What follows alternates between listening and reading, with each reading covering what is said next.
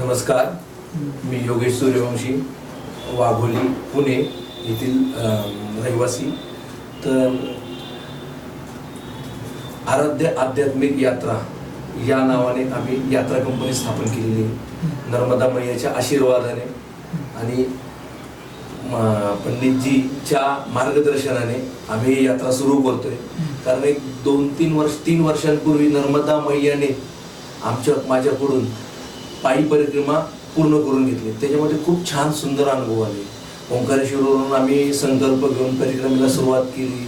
सुरुवातीला गुडघे दुखायचे, पाय दुखायचे, पण हळूहळू ती सवय होती. नर्मदा मैयाचं जल कुठेही ते जल प्यायचं. आम्हाला इथे मिनरल वॉटर पिण्याची सवय, पण तिथे आम्ही मैयाच्या किनाऱ्यावरून कुठेही तहान लागली तर ते जल घ्यायचो, ते पाणी प्यायचो.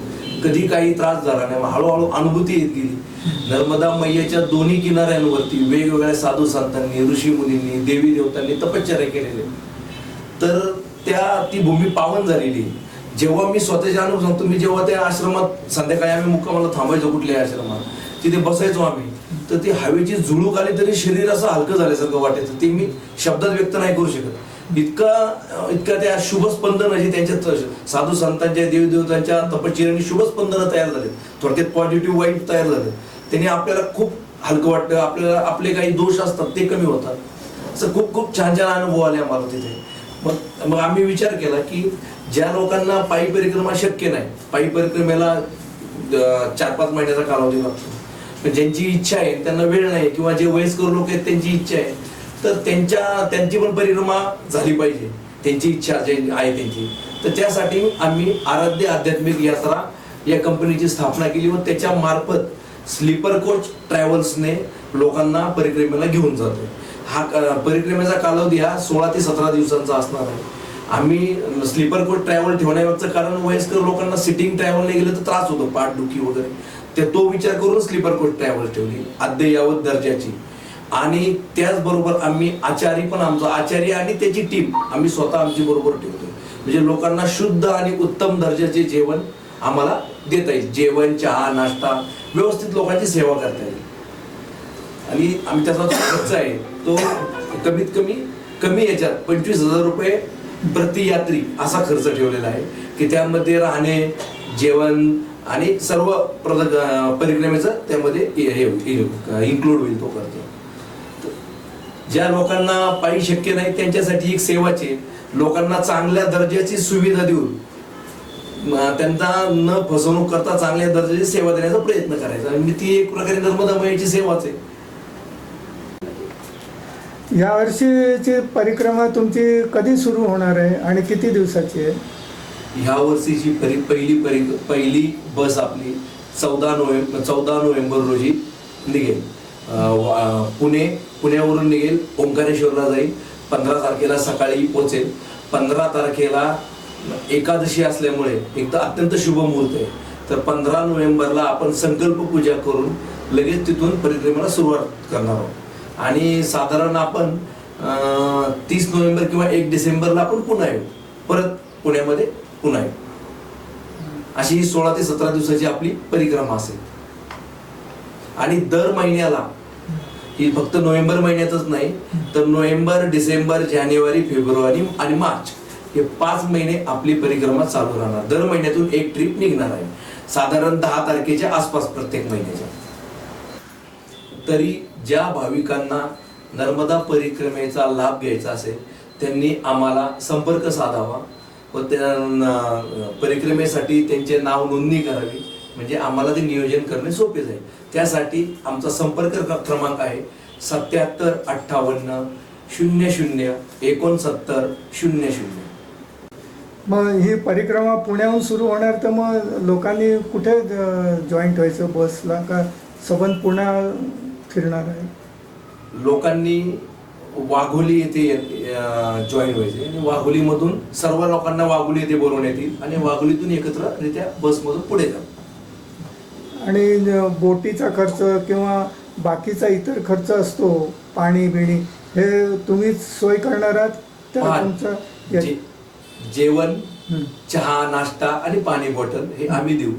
आणि राहिला समजा आता समुद्रातून बोटीने जायचंय तर तो काही जे नॉमिनल चार्जेस असेल ते प्रवाशांनी द्यायचे किंवा बाकीचा खर्च आमचा आहे.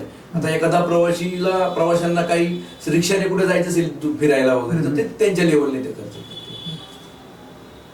आणि बसचा प्रवास कसा, रात्रीचा प्रवास आणि दिवसा स्थान महात्म्य बघायचं असा राहणार आहे का फक्त दिवसाच प्रवास राहणार? बसचा प्रवास हा दिवसा चालू होईल.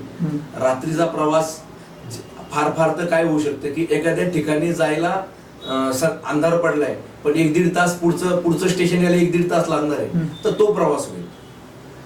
बाकी रात्री विश्रांती नाही. मग रात्री विश्रांती कुठे, अशी हॉलमध्ये सोय केली? वेगवेगळे छानसे असे आश्रम आहेत. त्या आश्रमांमध्ये जिथे चांगल्या सुविधा आहेत तिथे आमचे बोलणे झालेले आहे. तर त्याची आपण पेड सुविधा घेतो. पेड सुविधा घेतो.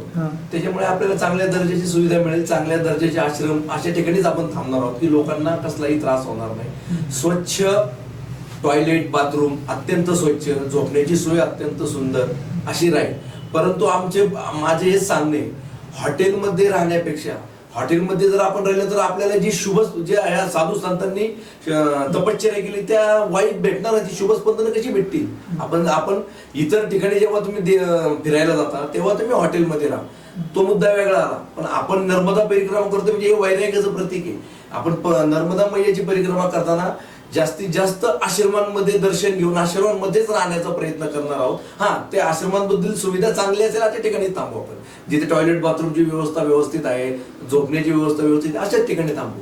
पण त्या थांबल्याचा आपल्याला फायदा असा होईल की तिथे साधू संतांनी तपश्चर्या केल्यामुळे ती भूमी पावन झाली, ती शुभस्पंदनं आपल्या लोकांना भेटतील, यात्रेकरूंना भेटतील, नर्मदा मैयाच्या काठावरती जाऊन आंघोळ करता येईल. हे म्हणजे इतका हा फायदा आहे. त्यामुळे हॉटेलमध्ये हा विचार नाही. जिथे पर्यायच नाही तिथे सुद्धा मग तिथे ठीक आहे, तेव्हा आपण हॉटेलमध्ये थांबण्याचा विचार करू.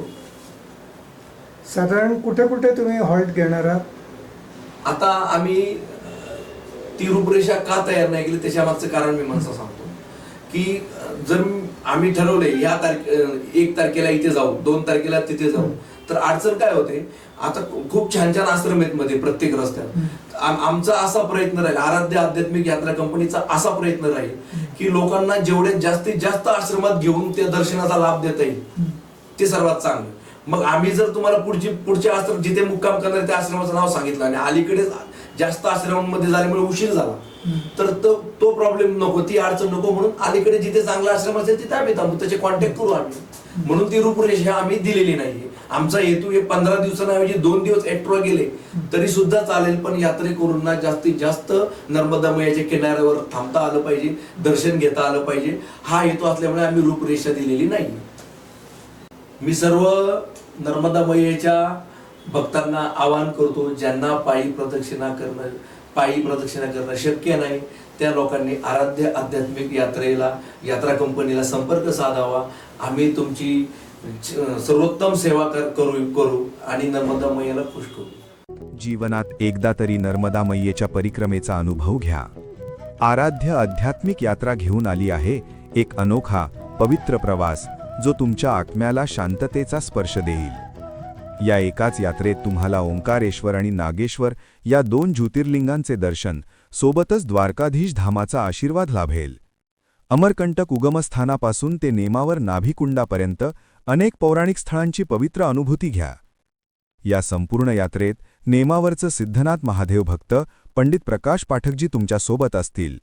त्यांच्या सहवासात तुम्हाला शास्त्रोक्त परिक्रमेचा दिव्य अनुभव मिळेल. आमचा उद्देश आहे नर्मदा मैयेच्या तीरावर दररोज विश्रांती आणि दर्शनाचा लाभ प्रत्येक भाविकाला मिळावा. आयोजक स्वतः सहभागी राहून तुमचा प्रवास सुरक्षित, सुखद आणि भक्तिमय बनवतील. लक्षात ठेवा, ही यात्रा दर महिन्याला नोव्हेंबर ते मार्च दरम्यानच उपलब्ध आहे. हा सुवर्णयोग साधण्यासाठी आजच संपर्क करा.